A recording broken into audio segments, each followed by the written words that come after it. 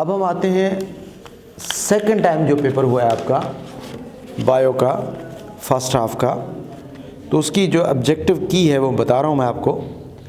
पहली ऑब्जेक्टिव है skeleton of cockroach is made up of.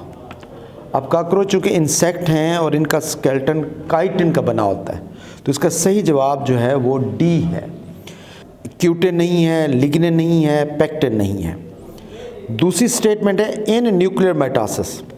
अब न्यूक्लियर मेटासिस में क्या होता है? Nuclear envelope does not break, ठीक है जी।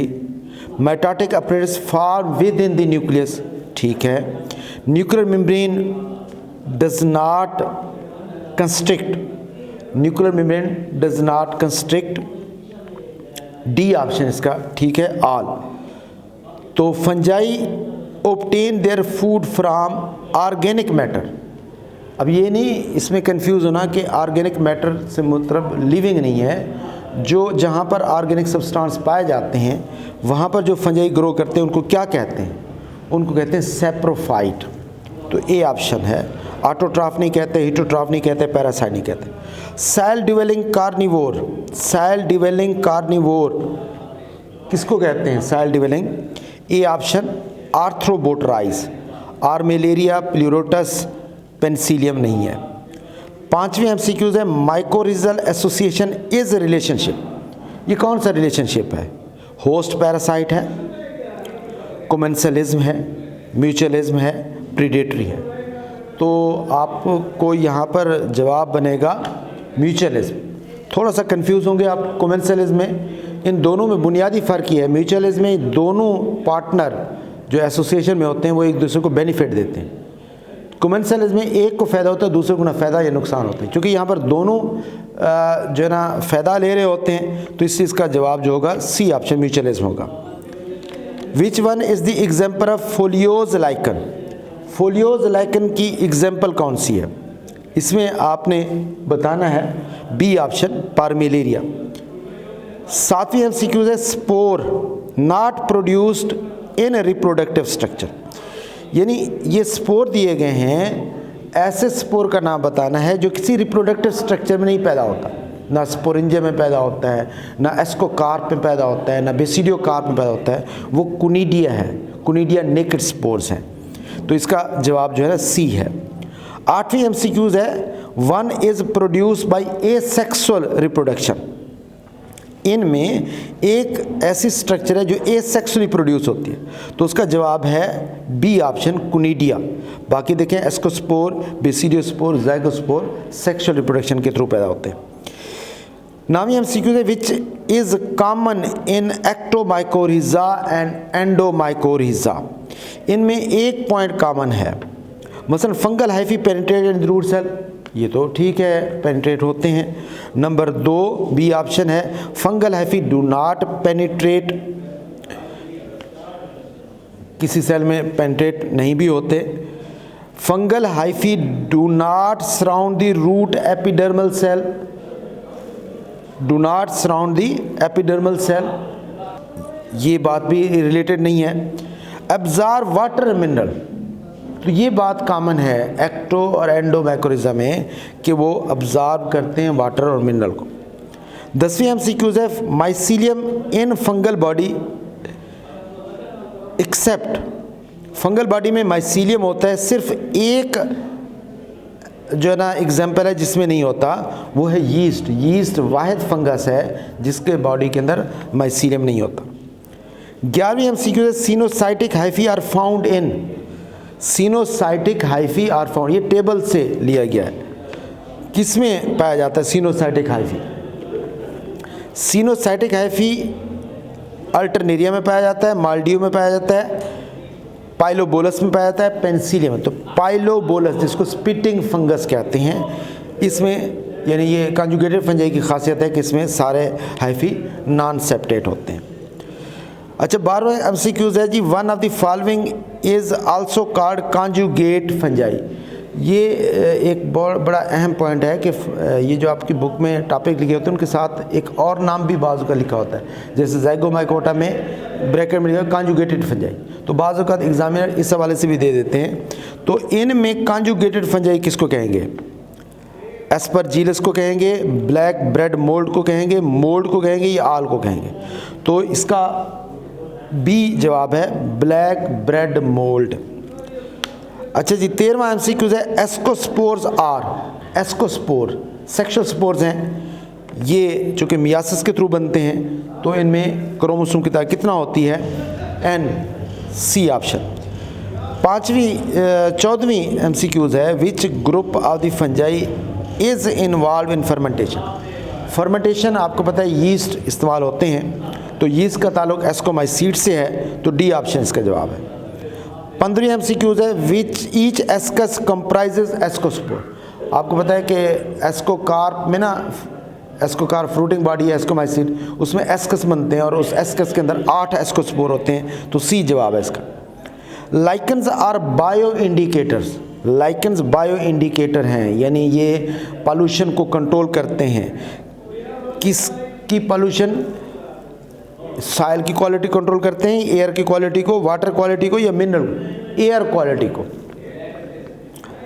7वीं और लास्ट एमसीक्यूज है कि which is absent in fungi. Fungi में एक चीज़ नहीं होती, हाइफी नहीं होता, काइटन नहीं होता, सेंट्रियोल नहीं होता, सेलवाल। देखें, हाइफी भी होता है, काइटन भी होता है, सेलवाल भी होता है, सेंट्रियोल नहीं होता, सेंट्रियोल। चलें जी, अब आते हैं शॉर्ट क्वेश्चन पर। Right the 4 similarities between fungi and animal. अब फंजाई और एनिमल में सिमिलरिटी बतानी है, कॉलम की सूरत में लिखेंगे, एक साइड पर फंजाई, दूसरी साइड पर एनिमल। आपको पता है फंजाई जो होते हैं वो हिट्रोट्राफ है, एनिमल भी हिट्रोट्राफ होते हैं। अच्छा, फंजाई के अंदर सेलवाल जो होती है वो में काइटन पाया जाता है, कुछ एनिमल हैं जिसमें काइटन पाया जाता है। फंजाई जो होते हैं वो आमतौर पर डिकम्पोज़र होते हैं। कुछ जो जानदार हैं, जानवर हैं, खैर ये पॉइंट तो इसमें नहीं आएगा। तो फंजाई जो हैं हिट्रोट्राफ हैं, एनिमल भी हिट्रोट्राफ हैं। और फंजाई पैरासाइट होते हैं, कुछ एनिमल भी पैरासाइट होते हैं, ठीक है ना। फंजाई के अंदर सेक्स और रिप्रोडक्शन होती है और एनिमल के अंदर भी सेक्स और रिप्रोडक्शन होती है। तो इससे ये 4 पॉइंट आप लिख देंगे। Differentiate between coenocytic and acoenocytic hyphae, non coenocytic या एसिनोसाइटिक।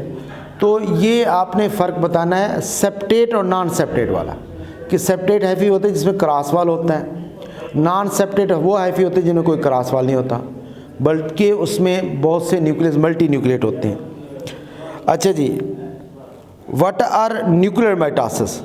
तो आप बताएं कि न्यूक्लियर माइटोसिस फंजाई के अंदर ये अमल होता है जिसमें जब ये प्रोसेस होता है न्यूक्लियर माइटोसिस का, तो इस दौरान न्यूक्लियर एनवेलप ब्रेक नहीं होता, स्पिंडल्स अंदर बनते हैं, न्यूक्लियस के अंदर जो क्रोमोसोम होते हैं उनकी डिवीजन न्यूक्लियस के अंदर ही होती है। कुछ ग्रुप हैं जिनमें न्यूक्लियर एनवेलप बाद में टूट जाता है, ये बताना है आपने।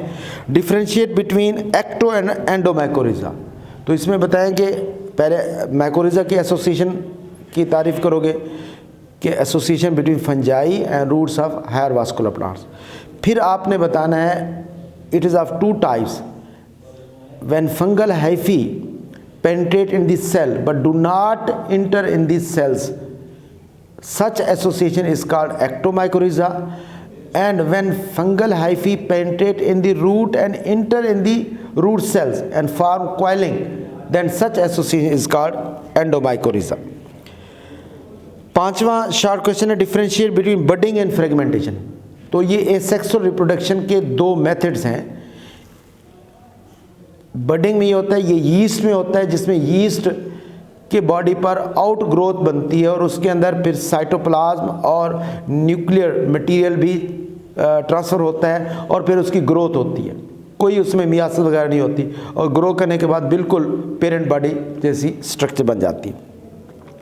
फ्रेगमेंटेशन भी फंजाई में होता है, लेकिन ये उन फंजाई में होता है जो हाइफल फंजाई होते हैं, जिनके हाइफी होते हैं और उनके हाइफी बाज़ औक़ात कई जो है ना पीसेस में तब्दील हो जाते हैं और हर पीस को फ्रेगमेंट कहते हैं और मेथड को फ्रेगमेंटेशन कहते हैं। अच्छा जी, differentiate between plasmogamy and karyogamy. ये छठा शॉर्ट क्वेश्चन है, प्लाज्मोगेमी और कैरियोगेमी बेसिकली ये सेक्सुअल रिप्रोडक्शन का पैटर्न है फंजाई के अंदर, जिसमें जब फंजाई के दो अपोजिट हाइफी जिनका जेनेटिकली जो एक दूसरे डिफरेंट होते हैं, जब वो एक दूसरे के क्लोज आते हैं, पहले उनकी साइटोप्लाज्म की फ्यूजन होती है, फिर उनके दो न्यूक्लियाई फ्यूज़ होते हैं। साइटोप्लाज्म का फ्यूज़ होना प्लाज्मोगेमी कहलाता है, न्यूक्लियस का फ्यूज़ होना कैरियोगेमी कहलाता है। अब कुछ फंजाई ऐसे हैं जिसमें प्लाज्मोगेमी तो फ़ौरन हो जाती है, कैरियोगेमी जो है ना वो काफ़ी देर होती है, लेट जो है ना उसका लेंथी फेज टाइम होता है। तो बहरहाल ये उसकी तारीफ़ हो गई। सातवीं शॉर्ट क्वेश्चन है जी, डिफरेंशिएट बिटवीन एस्कस एंड एस्कोकार। ये एस्कोमाइसीट से है। एस्कोमाइसीट में जो उसकी फ्रूटिंग बॉडी होती है दैट इज़ कॉल्ड एस्कोकार, और वो माइसीलियम की बनी होती है, और उसके तमाम सेल जो होते हैं डिप्लॉयड होते हैं, और उसमें कुछ स्ट्रक्चर्स बनती हैं आउटग्रोथ के तौर पर उसके बॉडी के अंदर, जिनको एस्कस कहते हैं, जिनमें बाई मियासिस फिर एस्कोस्पोर्स बनते हैं। इन्हीं के अंदर जो है ना डाइक्रेटिक जो हाइफी होते हैं, लेंथी डाइक्रेटिक हाइफी, वो इन्हीं में होते हैं जो बाद में मियासिस करके हिप्लॉइड एस्कोस्पोर्स बनाते हैं, और हर एस्कोस्पोर के अंदर 8 एस्कोस्पोर्स होते हैं। हाँ जी, illustrate the sexual reproduction in zygo Rhizopus. तो वो आपने बुक में जो रिजोपस वाली लाइफ साइकिल दी हुई है उसमें सेक्सुअल रिप्रोडक्शन वाली फिगर आपने पूरी ड्रा करनी है। नामी शॉर्ट क्वेश्चन है जी, डिफरेंशिएट बिटवीन हिट्रोकैरेटिक एंड डिप्लॉयड। ये बड़ा टिपिकल शॉर्ट क्वेश्चन है। आपको पता होना चाहिए कि सेल दो तरह के होते हैं अपने नंबर ऑफ़ क्रोमोसोम के हवाले से, डिप्लॉयड होते हैं, हिप्लॉयड होते हैं। डिप्लॉयड का मतलब जिससे नंबर ऑफ़ क्रोमोसोम डबल होते हैं, हिप्लॉयड का मतलब जिससे नंबर ऑफ़ क्रोमोसोम हाफ होते हैं। अब ये तो हर बॉडी सेल जो होता है वो डिप्लॉयड भी हो सकता है और हिप्लॉयड। अमूमन जो है ना फंजाई के अंदर उसके कुछ सेल डिप्लॉयड भी हो सकते हैं, हिप्लॉयड भी हो सकते हैं। डिप्लॉयड की तारीफ करेंगे। Diploid is a condition in which number of chromosomes are double. Heterokaryotic hyphae वो हाइफी होते हैं जिसमें दो डिफरेंट जो है ना टाइप की जो न्यूक्लियस होते हैं वो इकट्ठे होते हैं। ये आमतौर पर कैरियोगेमी में होता है, जब दो डिफरेंट कैटेगरी के यानी टाइप्स, जेनेटिकली डिफरेंट टाइप्स के जो हाइफी जब मिलते हैं तो उनके न्यूक्लियस जो होते हैं इकट्ठे आ जाते हैं, दो डिफरेंट न्यूक्लियस। तो दो डिफरेंट न्यूक्लियस होने की वजह से कहते हैं डाइक्रेटिक। What is fungi?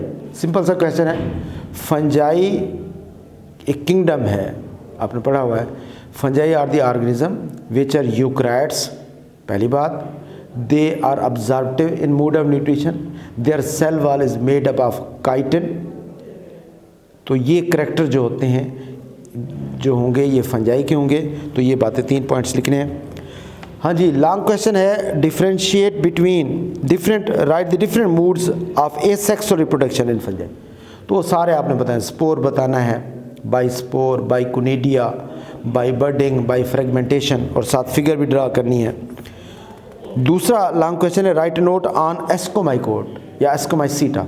तो ये सारा पूरा सवाल आपने लिखना है और उसकी फ्रूटिंग बॉडी की भी शक्ल बनानी है। थैंक यू स्टूडेंट, अल्लाह हाफिज़।